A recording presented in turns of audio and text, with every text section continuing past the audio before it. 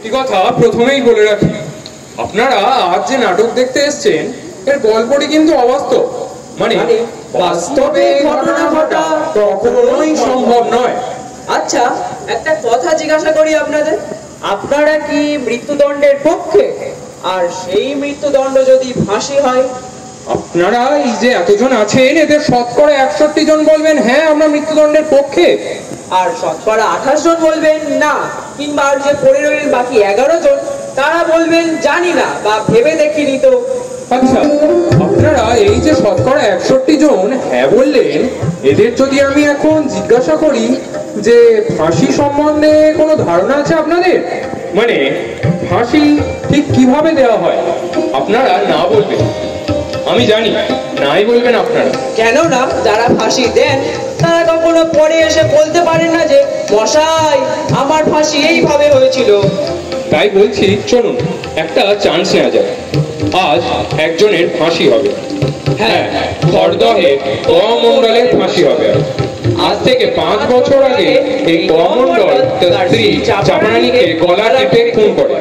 এই দীর্ঘ ৫ বছর ধরে আইনের রথী মহারথীরা আইনের অনুপরমাণু ঘেঁটে শেষ অবধি কমণ্ডলকে দোষী সাব্যস্ত করেছেন ও তার ফাঁসির হুকুম দিয়েছেন। আজ কমণ্ডলের ফাঁসি হবে। এখন সময় ভোর ৩:৩০। কমণ্ডলকে স্নান করানো হয়েছে, তাকে নতুন পোশাক পরানো হয়েছে। জেলার সাহেব সস্নেহে তাকে জিজ্ঞাসা করলেন সে কি খেতে ভালোবাসে। সবাইকে চমকে দিয়ে সে বলে ওঠে যে সে ভোরবেলা লঙ্কা পোড়া দিয়ে পান্তা ভাত খেতে ভালোবাসে।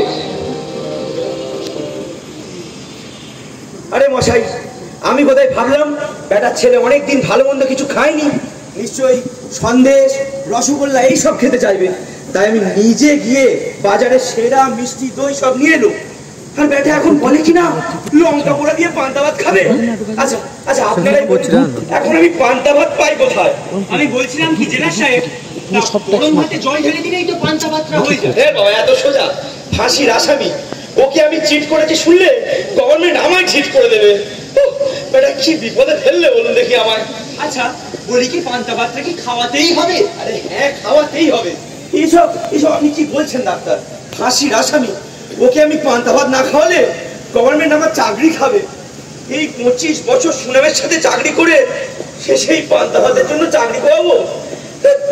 কি বিপদে ফেললো, এখন পান্তা ভাত কোথায় পাবো? নকুল, একবার এদিকে এসো। বলুন স্যার। তুমি না একবার আমার কোয়ার্টারে যাও, গিয়ে মেম সাহেবকে জিজ্ঞাসা করো কাল রাতে ছোট খোকা ন্যাকার করছিল বলে না ভাত খাইনি, সেগুলো কি ফেলে দিয়েছে? Yes sir. হ্যাঁ শোনো, যদি বলে হ্যাঁ ফেলে দিয়েছি, তাহলে তুমি মেম সাহেবকে পরিষ্কার করে দিও ব্যাগপত্র গুছিয়ে বাপের বাড়ি চলে যেতে। আমি 2 দিন বাদে চাকরি খুঁজে ওখানে উঠবো। আচ্ছা স্যার। আর শোনো, এত তাড়াহুড়ো করছো কেন? যদি বলে না ফেলে দিইনি, জল দিয়ে রেখে দিয়েছি, তবে তুমি ওগুলো একটা থালাই করে নিয়ে চলে আসবে। আর হ্যাঁ, সঙ্গে 4টে লঙ্কা পোড়া। Yes sir. শোনো শোনো শোনো,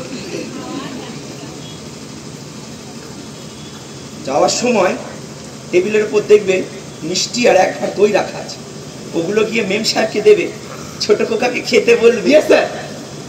এই না না, শোনো শোনো, দইটা দিতে বারণ করো, জল দিয়ে রাখতে বলবে, আমি বাড়ি গিয়েই খাবো।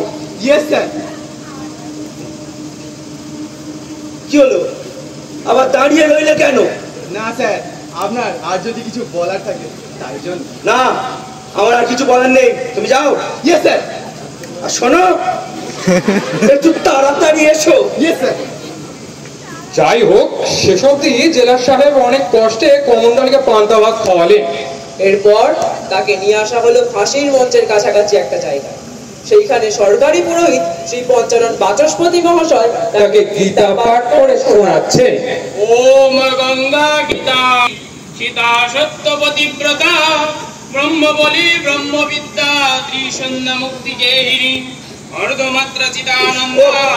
এই হয়েছে আরেক লেখা, ঠিক 4:55 ঝোলাতে হবে।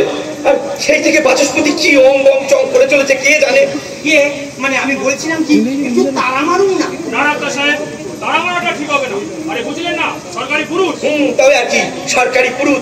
আরে বাবা, ঘড়ির কাঁটা ওই সরকারি পুরুষ দিকে তাকিয়ে বসে থাকবে? সে তো সময় হলেই পুরুষ উড়ে পালাবে। আরে মশাই বাচস্পতি, কি হলো? কমল বলছি তোমার সব রেডি তো? আগে হ্যাঁ স্যার। হ্যাংম্যান এসেছেন? এই হ্যাংম্যান এদিকে এসো। হ্যাঁ তাহলে তাহলে সব তো ঠিকই আছে, কিন্তু এই বাচস্পতি এত দেরি করছে কেন? আরে মশাই বাচস্পতি আপনার হলো? উফ, আপনি অত্যন্ত অর্বাচীন। দেখছেন একটা লোক পরপারে চলে যাচ্ছে, তাকে একটু ঠাকুরের নাম শোনাচ্ছি। ঠাকুরের নাম শোনাচ্ছি? আপনি ওর কানের গোড়ায় বিড়বিড় করে ঠাকুরের নাম শোনাচ্ছেন, নামাই নিয়ে খিস্তি করছেন, সেটা আমি জানতে গেছি। একদম সময় নেই, তাড়াতাড়ি কাজটা সারুন। ওম নমো ভগবতে। এরপর সবাই মিলে তাকে ধরে নিয়ে যায় ফাঁসির মঞ্চের কাছে।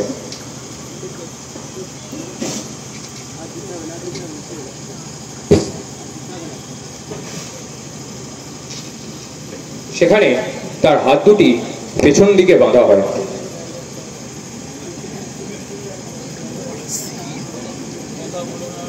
তার মুখটা একটা কালো কাপড়ে ঢেকে দেওয়া হয়। এরপর জেলার সাহেব মন্ডলের অপরাধের পূর্ণ বিবরণটি পাঠ করেন এবং মহামান্য আদালতের যে রায়ের বলে তার মৃত্যুদণ্ড হচ্ছে, রায়ের পূর্ণ বিবরণটি শুনিয়ে দেন। তারপর ফাঁসির দড়িটা তার গলায় পরিয়ে দেওয়া হলো। এরপর জেলার সাহেব ঘড়ির কাঁটার 10 থেকে নিচের দিকে গুনতে শুরু করেন এবং কাঁটাটা যেই শূন্যে এসে পৌঁছায়, কমণ্ডলের পায়ের তলা থেকে কাঠের পাটাতনটা সরে যায়, তার দেহটা শূন্যে ঝুলে পড়ে। এইখানে কমণ্ডলের জীবনের শেষ ও আমাদের নাটকের শুরু।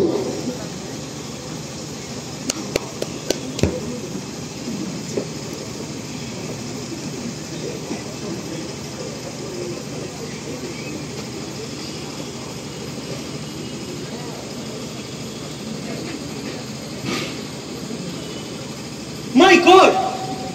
He is still alive! What? Impossible! Absurd! হতেই পারে না। Yes, I swear, he is still alive.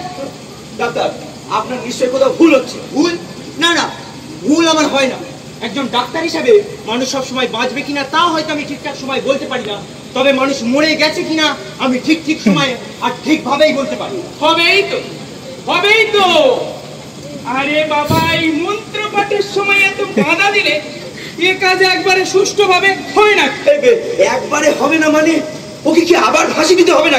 আগে কি করবেন স্যার, সরকারি হুকুম বলেছে হ্যাং টিল ডেথ। না না, এটা কখনো হতে পারে নাকি? Doctor, is it really possible? Well, I really don't know. মানে সাধারণত ফাঁসি দেওয়ার 5 থেকে 10 মিনিটের মধ্যেই মানুষের নাড়ি থেমে যায়, but he is still alive. কি মুশকিল হলো। আইন বাবু, বলুন স্যার। লাশটাকে নামিয়ে আনো। No, জেলা সাহেব, no. You can't call it a lash because he is still alive.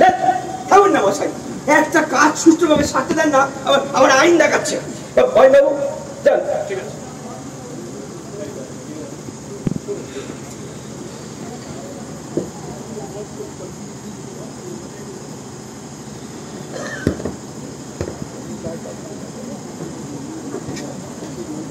আস্তে আস্তে আস্তে।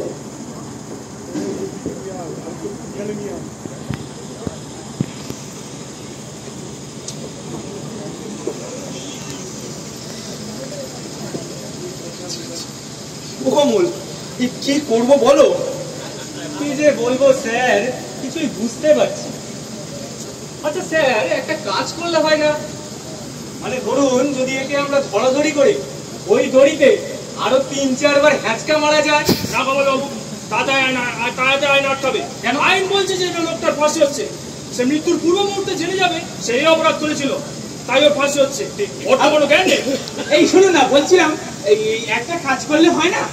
মানে ধরুন আমরা যে কজন এখানে রয়েছি সবাই মিলে কোনো রকমে জল টল ছিটিয়ে ওর জ্ঞানটা ফিরিয়ে এনে আবার প্রথম থেকে গোটা বিষয়টা শুরু করলে। এই সেই প্রথম থেকে মানে সেই পান্তাবাদ থেকে? হ্যাঁ।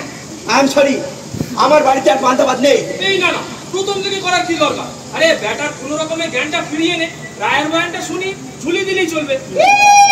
ইয়ার কি আমার একটা উপরি পাওনা মাঠে মারা যাবে, ওটি হচ্ছে নে। আপনারা ওর জ্ঞান ফিরিয়ে আনুন, আমি আবার প্রথম থেকে ওকে গীতা পাঠ করে শোনাই। তো হাই মশাই, আপনার ওই গীতা পাঠে আর কোনো কাজ নেই।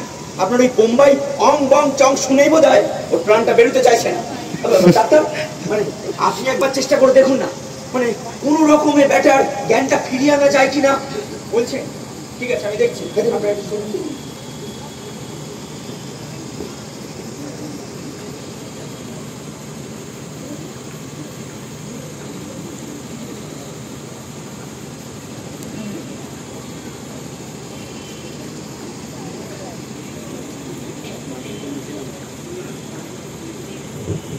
মারজুয়ানা মারজুয়ানা কি করছেন? কি করছে বুঝলেন না তো? এটা হলো হেইনো therapy, it's a special therapy, you don't know about it. Marijuana হেইনো একে বলে হেইনো আর্টিফিশিয়াল হেইনো।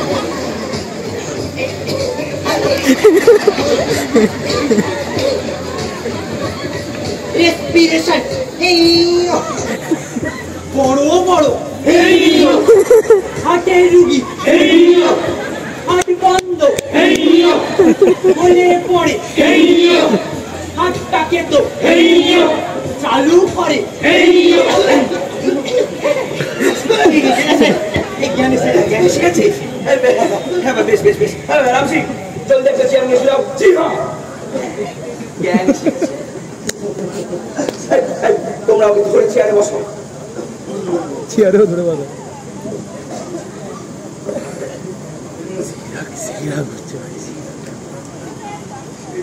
ডাক্তার, এইবার আপনি ওকে বোঝান যে স্ত্রী চাপারানীকে গলা টিপে খুন করার জন্য ভারতীয় দণ্ডবিধির এত এত ধারা অনুযায়ী ওকে আমরা ফাঁসিতে ছোলাবো।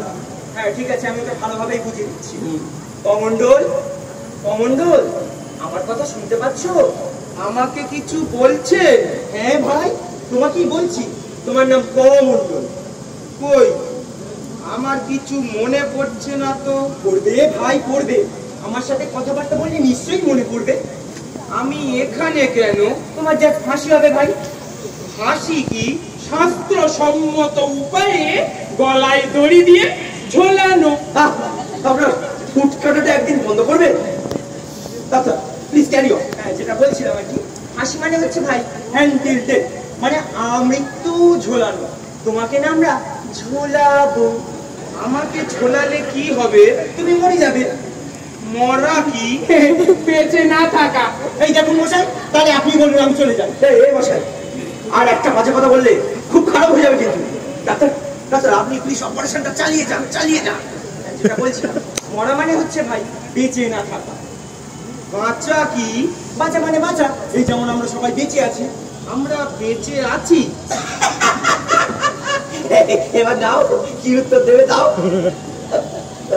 Sorry doctor, sorry. হ্যাঁ নিশ্চয়ই বেঁচে আছো ভাই। তুমি এই তো সব জ্ঞানে কাঠের চেয়ারে বসে আছো। এটা মাওরা তো মাওরাই, অফিসে এতগুলো ছাড় পোকাওয়ালা চেয়ার আছে, তার একটা আনতে পারি না। এটা বদলেই মানুষ তো বেঁচে আছে কি মরে। এই গেস্টার, চার্জশিট খাওয়ার মতলব যদি না থাকে চুপ করে দাঁড়িয়ে থাক। ফালতু শীত। হ্যাঁ নিশ্চয়ই বেঁচে আছো ভাই। তুমি এই তো সব জ্ঞানে কাঠের চেয়ারে বসে আছো। তুমি আমাকে দেখতে পাচ্ছ না? আপনি কে?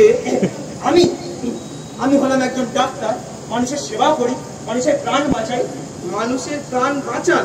হ্যাঁ, এই মানে সাধারণত। তবে এতক্ষণ আমার মরার কথা কেন বলছিলেন? ব্যাপারটা বড্ড বেয়ারা জায়গায় চলে যাচ্ছে। আমার আর এগুলোটা ঠিক হবে না। আরে দাঁড়ান দাঁড়ান দাঁড়ান, আপনারা সবাই দাঁড়ান নাকি, আমায় দেখতে দিন। ও হে কমন্ডল, চিনতে পারছো আমাকে? না। চেনো না? চিনবেই বা কি করে? তোমার তো আগে কোনোদিন ফাঁসি হয়নি।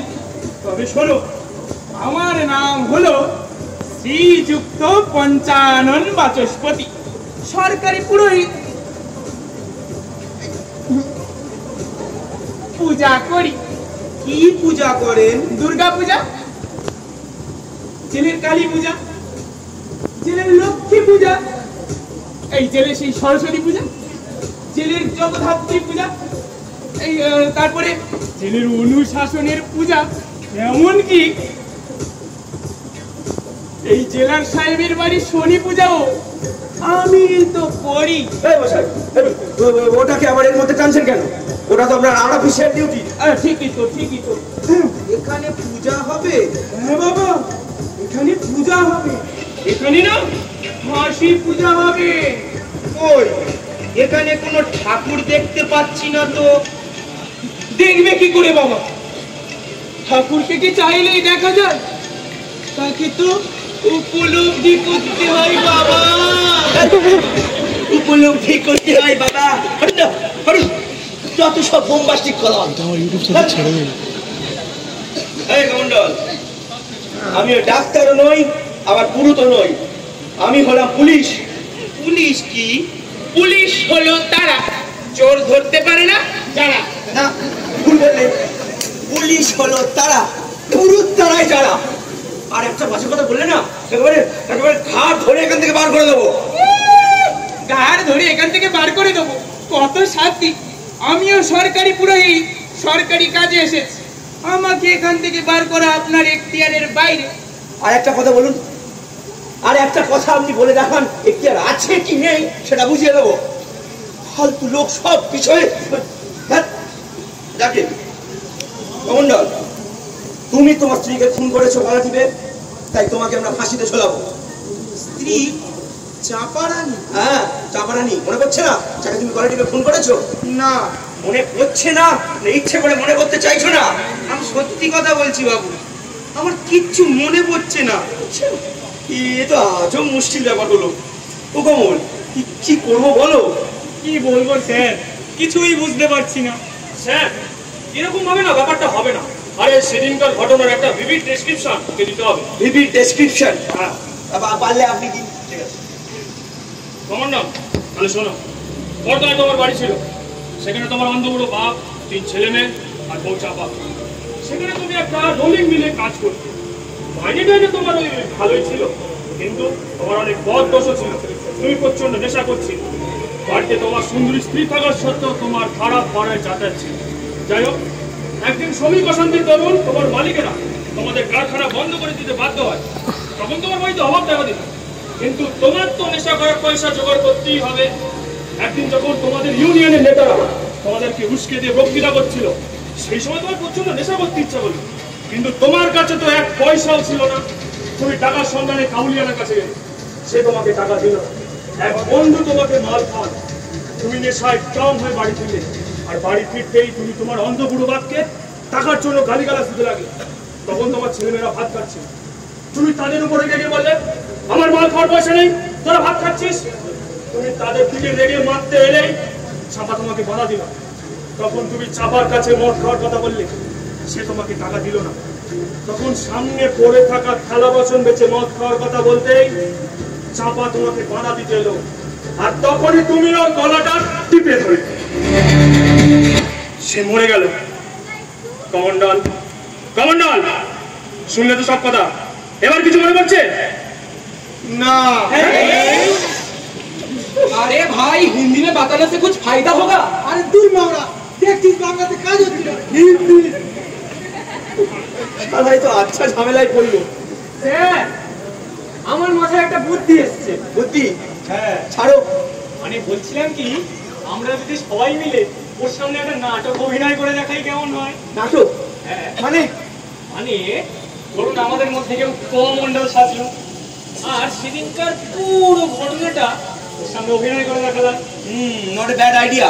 ডাক্তার, কাজ হতে পারে বলে মনে হচ্ছে। হ্যাঁ, একটা চান্স দেওয়া যেতেই পারে। বেশ, তো তাহলে শুরু করা যাক। হ্যাঁ কমল, তোমার ওই অ্যাক্টিং ট্যাক্টিং ভালো আসে। তুমি তুমি ওর ওই অন্ধ পুরো বাপটা সাজো। হ্যাঁ হ্যাঁ, তোমরা তিনজন 3 ছেলে মেয়ে। জি হ্যাঁ। আর অয়ন বাবু, আপনি হিরো মানে কমন্ডল। ঠিক আছে। আর ডাক্তার, আপনি ও স্ত্রী চম্পাকলি। সরি চাপারানি। আমি না না, এই শুট ফুট পড়া অবস্থায় এ কাজ আমার দ্বারা হবে না। তার চাই সাজেস্ট যে বাচস্পতি মশাইকে দিয়ে, হ্যাঁ এই বাচস্পতি মশাইকে দিয়ে চাপারানি মানে ওনার এই নামাবলিটা বেশ শাড়ি হিসাবে কাজে লাগানো। কে? আমি? না না না না না না না না না না, ওসব হচ্ছে না, ওসব হচ্ছে না।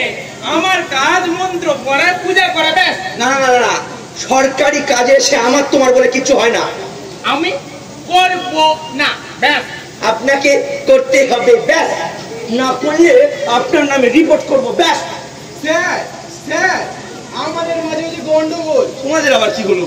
না স্যার, ওই লোকটার দুই মেয়ে এক ছেলে। হ্যাঁ। তা আমি নকুল আর রামসিংকে বললাম তোরা ফিমেল লোন দুটো কর। তা তারা কিছুতেই রাজি হচ্ছিল না। हम ये वाला को काम नहीं करेगा नहीं करेगा नहीं करेगा। দাঁড়াও দাঁড়াও, এত এত হড়বড় করছো না, দাঁড়াও আমি দেখছি।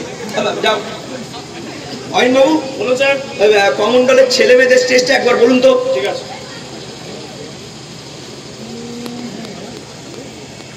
আগে বড় মেয়েটা 7 বছরের, ছোট মেয়েটা 4 বছরের, আর একদম ছোট ছেলেটা 2 বছরের। ঠিক আছে, সিনিয়রিটি অনুযায়ী নকুল তুমি বড় মেয়ে, চেষ্ট তুমি ছোট মেয়ে, আর রাম সিং তুমি ওই ছেলেটা। जी हाँ। হ্যাঁ, চলো চলো শুরু করো। আরে ধুর, বাবুদের বলছি একবার আটকা দাও, মানে কারখানার গেট থেকে যাই, আমি ইউনিয়ন লিডার বক্তৃতা করছি। ঠিক আছে। বসো বসো, তোমরা বসো। বন্ধুগণ বন্ধুগণ, আজ 3 মাস না না 1 মাস হয়ে গেল এই কারখানা বন্ধ। মালিকরা বলেছেন মালিকেরা কি বলেছে? আগে স্যার, মালিকেরা যা বলে থাকে তাই বলেছে। হ্যাঁ, মালিকেরা যা বলে থাকেন তাই বলেছেন, কিন্তু এই কারখানা আমরা খোলাবই, তা সে কারখানা থাক আর না থাক। তালিয়া তালিয়া। বন্ধুগণ, আপনারা ভেঙে পড়বেন না, আপনারা সবাই একজোট হয়ে দাঁড়ান। আমার ছোট খোকার বইয়ের এক জায়গায় নজরুল না রবীন্দ্রনাথই হবেন লিখেছেন, তাল গাছ এক পায়ে দাঁড়িয়ে সব গাছ ছাড়িয়ে উঁকি মারে আকাশে। আমাদের সেই তাল গাছ হতে হবে বন্ধুরা, সবার মাথা ছাড়িয়ে উঁকি মারতে হবে মালিকের ঘরে। আপনারা কেউ ভেঙে পড়বেন না, আপনারা সবাই একজোট হয়ে দাঁড়ান। ইনকলাব জিন্দাবাদ, বন্দে মাতরম, আমাদের নেতা যুগ যুগ জিও। হাততালি। Thank you thank you. বাবু এবার শুরু করুন। ঠিক আছে। আরে ধুর, বাবুদের বক্তৃতা শুনে শুনে কান পচে গেল। একটু নেশা করতে ইচ্ছা করছে, কিন্তু পকেটে তো একটাও পয়সা নেই। পয়সা কোথায় পাই? ওই তো রহমত কাকা বলিওলা। রহমত, ও রহমত ভাই, কেমন আছেন মন্ডল বাবু? ভালো নেই ভাই, ভীষণ বিপদের মধ্যে আছি। আজ 1 মাস হয়ে গেল কারখানা বন্ধ, তাই তোমার কাছে এসেছি। তা আমার কাছে কেন আছে? আমি তো তোমাদের মালিক নেই আছে। না মানে যদি কিছু টাকা ধার দেওয়া যেত। হাসালেন মন্ডল বাবু, হাসালেন। টাকা ধার দিব আমি তোমাকে, তা তুমি টাকা ধার নিয়ে শোধ দিবে কি করিয়া? কারখানা খুললেই শোধ করে দেবো। তোমাদের কারখানা আর খুলিবে? একদিন না একদিন কারখানা তো খুলবেই। সেদিন টাকা দিব, যত চাইবে তত দিব। আজ 1 পয়সাও দিব না। চাই হিং চাই। এ ডাক্তার, এ দিলেন সমাধান করে। যে কাবলে টাকা দাম দেয় সে কখনো হিংগাছে বেচে না?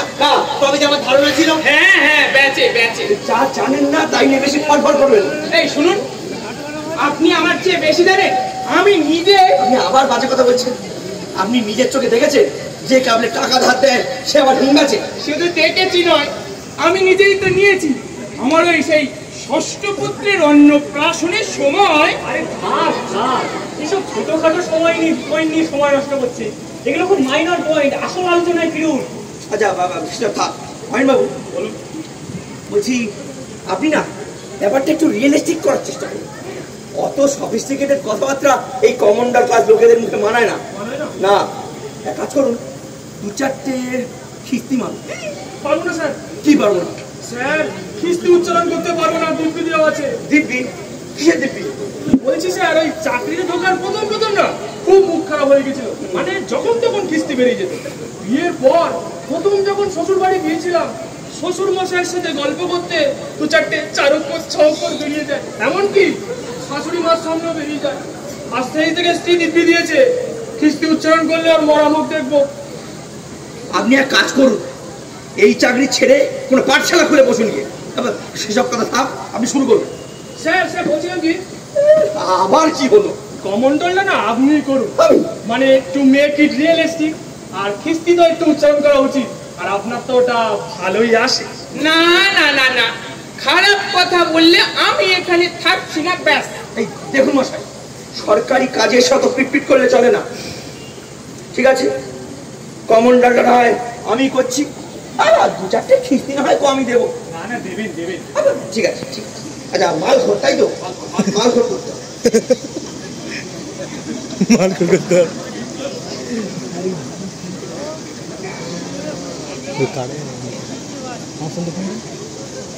কমল, আমি কিন্তু শুরু করছি।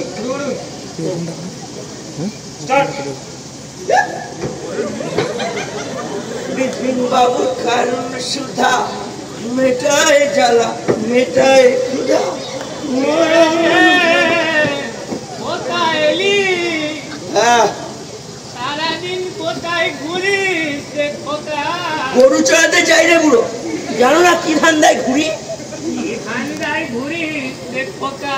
রাবণের পুষ্টির চাপনার ব্যবস্থা করতে যাই রে। তোমার কাছে টাকা আছে, ওগুলো দাও। টাকা?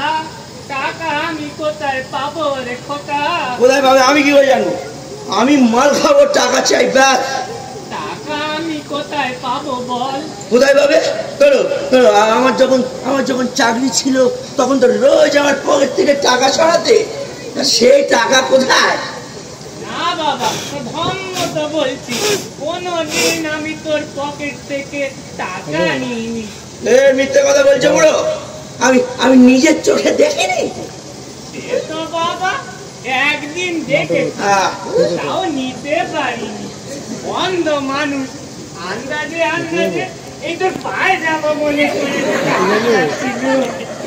সেটা ছিল বৌমার সায়া। তো বাবা পকেট থাকে না। আগে সেটা খা, আমি মাল খাবো, টাকা চাই ব্যাস। সত্যি বাবা, এক পয়সাও দিতে পারবো না। পারবিনি? পারবিনি তো বাপ হয়েছিলি কেন? বাপ হয়ে ছেলেকে এক পত্তর মাল খাবার পয়সা দিতে পারবিনি তো জন্ম দিচ্ছিলি কেন? আচ্ছা, কি কুলাঙ্গার ছাবাল রে বাবা। ও আবার কেমন ধরনের কথা? বুড়ো বাপের সঙ্গে এমন বলে নাকি লোকে?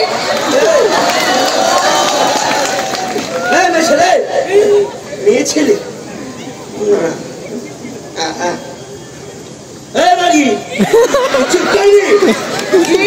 চুপ করবে? চুপ করবো কেন শুনি? না, চাল পাইনি, আটাও পাইনি। तब हम लोग क्या खाएगा? ইডিয়েট! क्यों? ওটা যদি তোমার একটা বুদ্ধি থাকে, তুই মেয়ে বাঙালি হলো আর ছেলেটা হিন্দুস্তানি, তুমি একটা কথা নেই বলে খালি যা বলেগা তো কানেগা।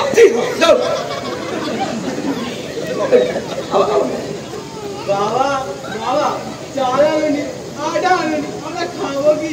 মাথা খা, মাথা খা, মাথা। জি না মাতা, ওই তো গোবরপুরে মাতা। ওরা আবার খাবো কি শুনি? এটা কিন্তু পার্সোনাল অ্যাটাক হয়ে গেল। কেন পার্সোনাল অ্যাটাক হবে কেন?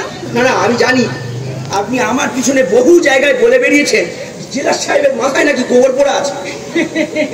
সেটা তো আপনার কিডনির কথা, আর আমি তো শুধুমাত্র প্রচার করে বেড়াচ্ছি। আপনি না অত্যন্ত তেঁতুল লোক মশাই, আমার সামনে সামনে বলার দরকার নেই, আপনি পিছনে সুযোগ পেয়ে শুনিয়ে দিলেন। ঠিক আছে ঠিক আছে, আমিও সুযোগ পাই, আমিও শত্রু। যাকে কি বললি মাগি? আমার মাথায় গোবর পোড়া? তোর বাপের মাথায় গোবর পোড়া? বাপের নামে একটা বাজে কথা বলবে না বলে দিচ্ছি। বেশ করবো। কি করবি? মারবি? মারবি? ঝগড়া করো না, আমার ভিতর ভয় করছে। কি হলো রে তোদের? তোর এত সব বিষয় জেনে কাজ কিনে বুড়ো, চুপ করে থাক। মিংসের কথা শুনলে গা চলে যায়। আরে তোর বুড়ো বাপ তাকে বলে কিনা চুপ করে থাক। চুপ করবি? চুপ করবে? চুপ করবো কেন শুনি? ভাত দেবার ভাত আর নয়,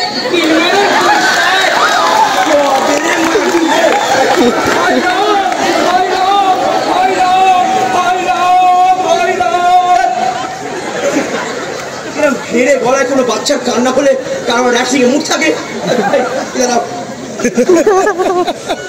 তোমার বুদ্ধি সত্যি কম হোগা, খট মে কুছ নেই হে কিউ? বাঙালির ছেলে রান্নার সময় ওরম হায় রাম ऐसा करता है? तुम একটা কথা नहीं बोलेगा, जी हाँ, खाली जब बोलेगा तभी खाएगा, जी हाँ। तो फिर शुरू करो, हाय राम, बस, जी हाँ। বলছিলাম কি স্যার, ব্যাপারটা তো অনেকক্ষণ এগোলো, একবার ওকে জিজ্ঞেস করে দেখলেই হয় না ওর কিছু মনে পড়েছে কিনা? হ্যাঁ তাই করুন। ডাক্তার একবার দেখুন তো ওর কিছু মনে পড়লো কিনা। হ্যাঁ আমি দেখছি। কমন্ডল, তোমার কিছু মনে পড়েছে? না। চালান চালিয়ে যান। এই আমার না হ্যাপি লাগছে জানেন, এই কবে বাল্যকালে যাত্রা করেছিল, দেখছি প্রতিভাটা এখনো মরেনি। হ্যাঁ আপনার কি মশাই পেছন ফাটছে তো আমার।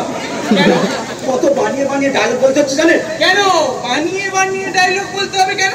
আরে বাবা, এসব সংলাপ প্রত্যেকটি পুরুষেরই মুখস্থ থাকা উচিত। আর যাই হোক, প্রত্যেকেরই সংসারেতে একটি করে পেতনি না পত্নী রয়েছে। না, আমার বাড়িতে পত্নী থাকলেও তার সাথে আমার ঝগড়া হয় না, আর তিনি আপনারটার মতো পেতনি নন।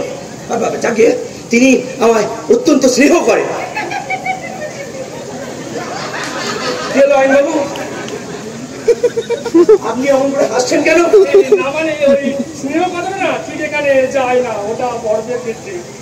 আপনার বোধহয় জানা নেই যে আমার স্ত্রী আমার চেয়ে 3 বছরের বড়। হ্যাঁ শুরু করুন বাসুমতী মশাই। ভাত দিবার ভাতার নয়, ইলমারের গোসাই। যা যেখানে ভালো খেতে পাবি সেখানে যা।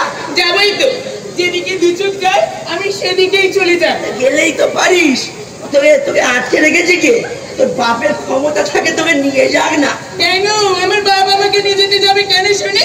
তখন তো আমার বাপের পায়ে ধরে খুব করে সেদিয়েছিল রে মিনসে, আমাকে বিয়ে করার জন্য। তোর ওই ভিখারি বাপ আমার পায়ে পড়েছিল। ও কষে পড়বে তোমার? আমার বাপের নামে একটা বাজে কথা বললে মুখে পোকা পড়বে।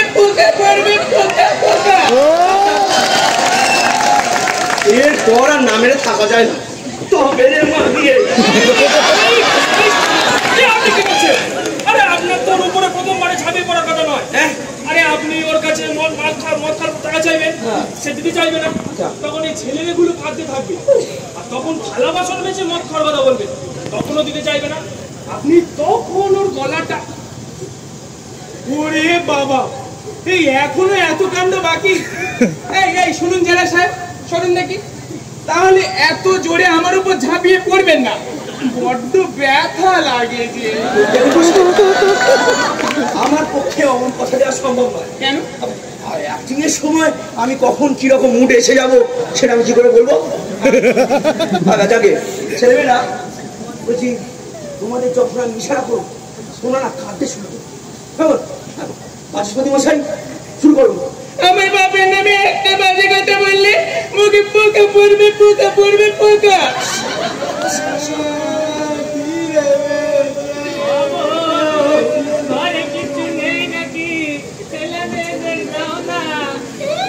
গড়িয়ামে থাকবে কি শুনি? যেমন মা ছেলে মেয়েদের খেতে দিতে পারে না।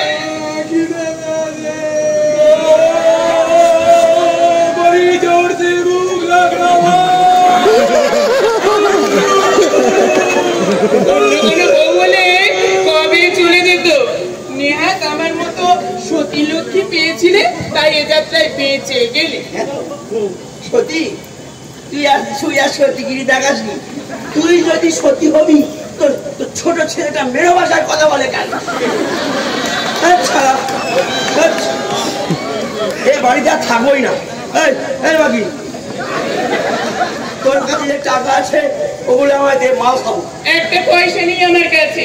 পয়সা নেই না, তবে থালাটা দে, ওটা বেচেই মাল খাবো। খবরদার বলে দিচ্ছি, ও তালা তুমি ছুঁবে নে, ওটা আমার বেশ দানের থালা। দানের থালা? হ্যাঁ দানের থালা দে দেখি। চারে বলছি, ছেড়ে দাও বলছি। বাধা দিচ্ছিস? তবে রে খোঁজটি মাগি।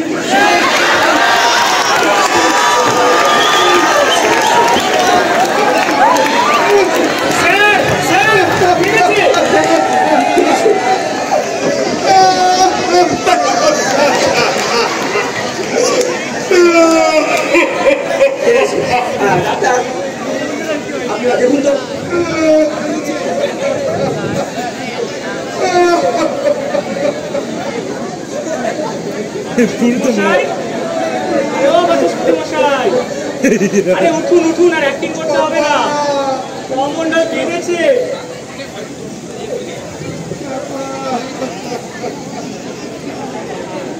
স্যার, শিগগির আসুন। বাচস্পতি মশাই উঠছেন না, নড়ছেন না। আপনি দেখুন। ডাক্তার, আপনি দেখুন তো কি হলো। দেখছি দেখছি।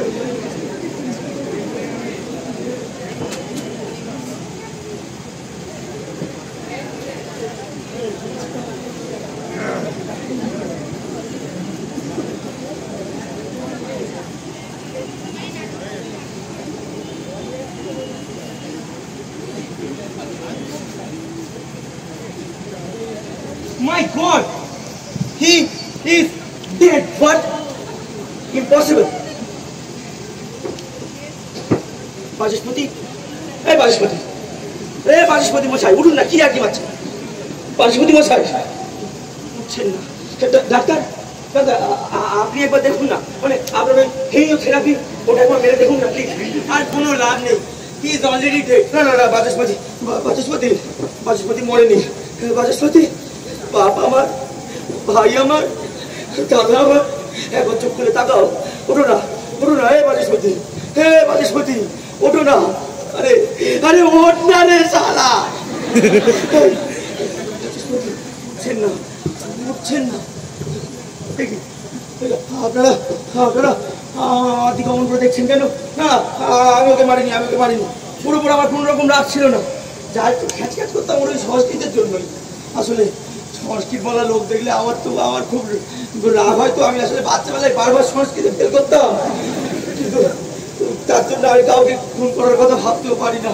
বাচস্পতি, আরে উঠুন না। হায় ভগবান, আমার কথা কেউ বিশ্বাস করছে না। হ্যাঁ বাচস্পতি উঠছেন না কেন? ব্যাপারটা আমাদেরকে হেডকোয়ার্টারে জানাতেই হবে। What is your opinion? Well, you can call it a case of murder. না না, এটা মার্ডার নয়, এটা মার্ডার নয়, এটা একটা অ্যাক্সিডেন্ট। তা কি করে হবে স্যার? তাহলে তো কমন্ডলের বেলা তো ব্যাপারটা অ্যাক্সিডেন্ট হতে পারতো। বাবু, দুটো কেসের মোটিভ সম্পূর্ণ আলাদা। কমন্ডল তার স্ত্রীকে খুন করেছে, বাচস্পতি তো মারা গেছে। তার মানে আপনি কি বলতে চাইছেন? বাচস্পতি মশাই সুইসাইড করেছে? হ্যাঁ, না, আমি কি বলতে চাইছি আমি নিজেই জানি না। আরে ও আমাকে ভাসানোর জন্য অবর্তম করে মরে যাবে, আমি কি করে জানবো? উঠুন না, বাচস্পতি। ডাক্তার, আপনি আমাকে বাঁচান। ইয়ে মানে আমি আপনাকে কেমন করে বাঁচাবো বলুন তো? আপনি তো কোনো অসুখ বিসুখও করেন না। পারবেন না। আমাকে কে বাঁচাবে? কে বাঁচাবে আমাকে? কমন্ডল, তুমি তো সাক্ষী, তুমি তো দেখেছো যে আমি কেবল তোমাকে বোঝানোর জন্য গলাটা টিপে ধরেছিল। আমি ওকে সত্যি সত্যি মারিনি কমন্ডল, আমি ওকে সত্যি সত্যি মারিনি। ওকে সাক্ষী মেনে কি করবেন স্যার? একটু বাদেই তোর সব কথা মনে পড়ে যাবে, আর কিছুক্ষণ পর তো ওকে আমরা ছোড়াবো। হ্যাঁ, তাই তো। হে ভগবান, ও যেন কিছু মনে না পারবে। কমন্ডল, তুমি সব কথা ভুলে যাও। তুমি কমন্ডল নাও, চাপারানি তোমার কেউ নয়, কাউকে তুমি গলা টিপে খুন করনি। কমন্ডল, তুমি সব। এখন এই ভুজং ভজন দিলে আর চলবে? একটু আগেই তো আপনি উত্তেজিত হয়ে উঠলেন, যাতে ওর সব কথা মনে পড়ে গেল। চালা, সে তো চাকরি বাঁচাবার জন্য। এখন যে প্রাণে বাঁচাটা বেশি দরকার রে। আর কোনো লাভ নেই স্যার, ব্যাপারটা আমাদেরকে হেডকোয়ার্টারে জানাতেই হবে। কমলবাবু, একটা ফোন করুন। কমল, না না না না না, তুমি এখন কল করো না। আমি তোমার কত ভালোবাসি বলো। কি হবে? কষ্ট হচ্ছে, আমাকে বাঁচাবে। নকুল,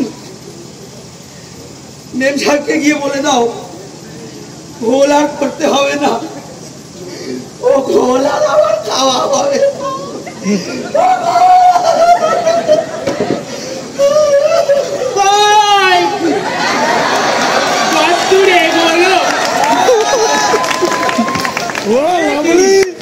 বাচস্পতি মশাই, আপনি মারা যাননি?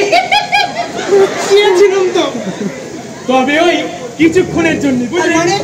তার মানে যেই দেখলাম জেলার সাহেব একটু জোরে আমার গলাটা চেপে ধরেছে, বুঝলু, হুড়মুড় চলে এসেছে।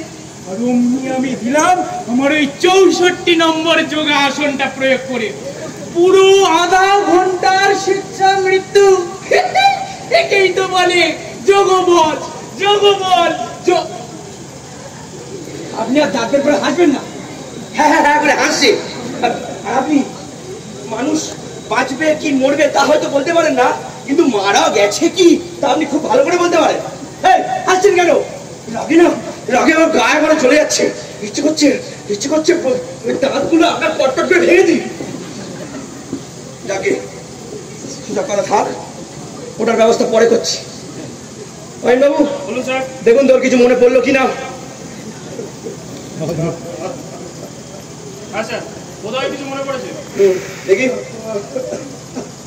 কমন্ডল, তোমার তাহলে সবকিছু মনে পড়েছে? হ্যাঁ গো বাবুরা, আমার সব মনে পড়ে গেছে। কি কি মনে পড়েছে বলে ভালো। আমার একটা সোনার সংসার ছিল। সোনার সংসারই তো 3 ছেলে মেয়ে 1 বউ। আমার মতন তো আর নয় ছেলে মেয়ে 2 বউ। থামুন না, সব বিষয়ে আপনি নাক গলাবেন। আপনার কেচ্চা কে শুনতে চেয়েছে? এই কেচ্চা কেন বলছেন? কেচ্চা নয় না। ঠিক আছে, এই আপনি ওখানে বসুন, দেখি বসুন। আগে কমন্ডলকে ছোড়াই, তারপর আপনার ব্যবস্থা করুন। হ্যাঁ কমন্ডল, তোমার একটা সোনার সংসার ছিল, তারপর? আমার ঘরে সুখ ছিল, শান্তি ছিল। রোজ সন্ধেবেলায় আমার বউ যখন তুলসী তলায় প্রদীপ লাগাতো, তখন আমার অন্ধ বুড়ো বাপ আর ছোট্ট ছোট্ট নাতি নাতনিদের গল্প শোনাতো। আর তখন আমি ওই কাজ থেকে বাড়ি ফিরতাম। জানেন বাবু, আমার একটা ছোট্ট ছেলে ছিল জানেন। আমি কাজ থেকে বাড়ি ফিরলেই সে পোষা বিড়ালের মতো আমার পায়ের ধারে ঘুরঘুর ঘুরঘুর ঘুরঘুর করে বেড়াতো। আর সেই আনন্দে আমার এই বুকের ভিতরটা উথাল পাথাল করে বেড়াতো। তারপর হঠাৎ একদিন কারখানায় গিয়ে দেখি কারখানার গেটে একটা বিরাট বড় তালা ঝুলছে। মালিকরা নাকি তালা লাগিয়ে রাতারাতি কোথায় যেন পালিয়ে গেছে। তারপর দিনের পর দিন, রাতের পর রাত বসেছিলাম ওই কারখানার ওই গেটের সামনে। ভেবেছি আজ না হোক কাল তো মালিকরা তালা খুলবেই। আমাদের এতগুলো পেটের ভাত মেরে ওরা পালিয়ে যাবে রে। তারাও তো মানুষ। আস্তে আস্তে কারখানার ওই লোহার গেটটাই মরচে ধরে গেল। কারখানার ভিতরে যে সাজানো ফুলের বাগানটা ছিল, সেটা আস্তে আস্তে জঙ্গল হয়ে গেল। আমাদের পেটে টান পড়তে লাগলো। জমানো যে কোটা টাকা পয়সা ছিল, এক একটা করে শেষ হয়ে গেল। এ কারখানা সে কারখানা ঘুরিয়ে বেরিয়েছি একটা কাজের আশায়, কিন্তু কেউ কাজ দিল না, কেউ না। আর এদিকে আমার ছোট্ট ছোট্ট ছেলে মেয়েগুলো না খেতে পেয়ে দিন দিন আরো নিস্তেজ হয়ে গেল। আর জানেন বাবু, আমার যে অন্ধ বুড়ো বাপটা ছিল না, সে দিন দিন আরো দুর্বল হয়ে গেল, আরো দুর্বল। জানেন বাবু, আমার যে ছোট্ট ছেলেটা ছিল না, ছোট্ট ছেলেটা যে আমার দিকে তাকে খালি ঠিক ঠিক করে হাসতো, সে তার হাসি ভুলে গিয়ে আমার দিকে ড্যাব ড্যাব করে তাকিয়ে থাকতো আর বলতো, ওরে বাপ, আমায় দুটো খেতে দে, আমায় দুটো খেতে দে। আমি বাপ হয়ে তার খিদের জ্বালা সহ্য না করতে পেরে আমি চোরের মতো পালিয়ে যেতাম।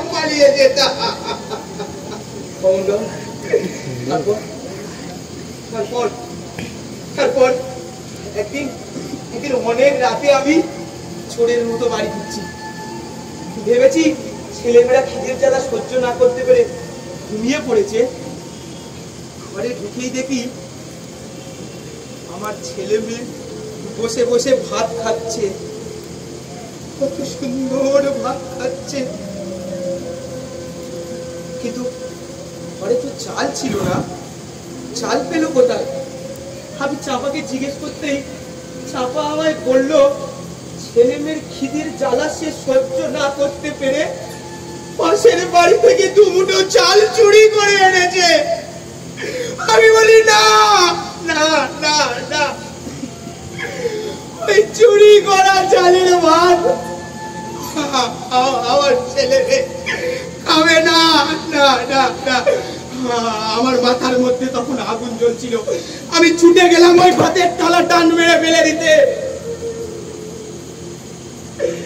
চাপা আমায় বাধা দিতে আসে, আমার এই হাতটা দিয়ে লাগে চাপার গলায়।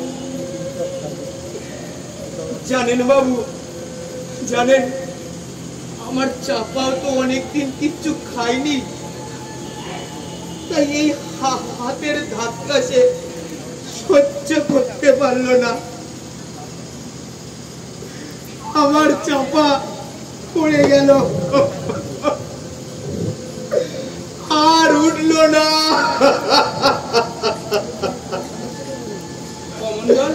পড়ে চাপা, আমি তোকে কত ভালোবাসি। কমন্ডল, বাবুরা বাবুরা বাবুরা বাবুরা বাবুরা তোমরা তোমরা আমায় ফাঁসি দিয়ে দাও বাবুরা। ও বাবু, ও বাবু, বাবু তোমরা আমায় ফাঁসি দিয়ে দাও না বাবুরা। বাবুরা বাবুরা আমাকে তোমরা ফাঁসি দিয়ে দাও না, আমাকে তোমরা ফাঁসি দিয়ে দাও না।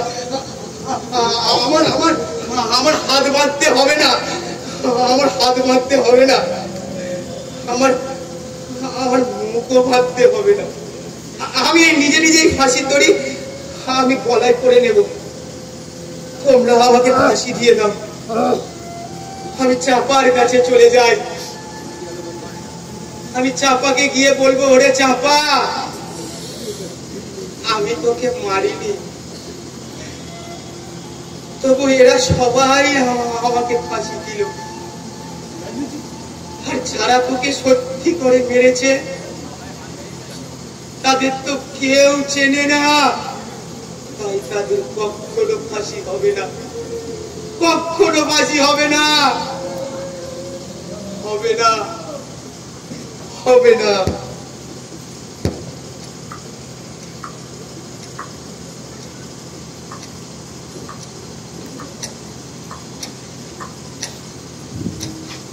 Hang him till death.